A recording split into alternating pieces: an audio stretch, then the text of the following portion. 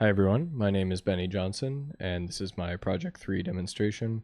As usual, I'll start with a quick overview of the code. This one is pretty straightforward.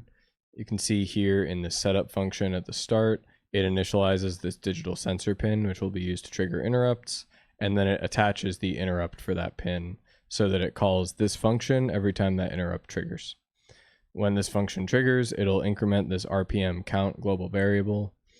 And down here, we can see in the main loop, we delay for 1 second, then we disable interrupts quickly here.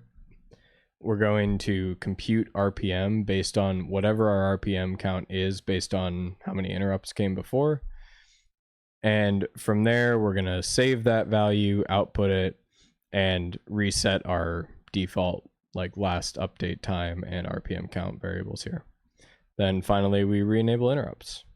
And that's really the core of it. Otherwise, my utility functions haven't changed, but they've been included in the document again.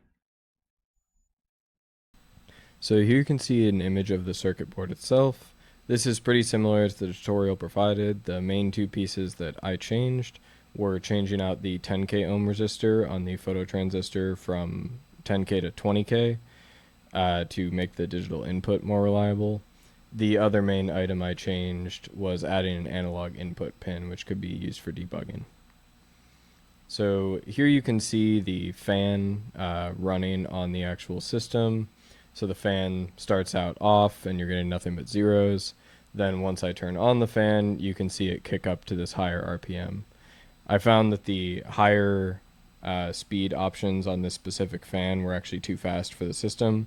So this was the only speed that I was actually able to log consistently at this 4,400 range. And this is the one that I generated in my table and all of that.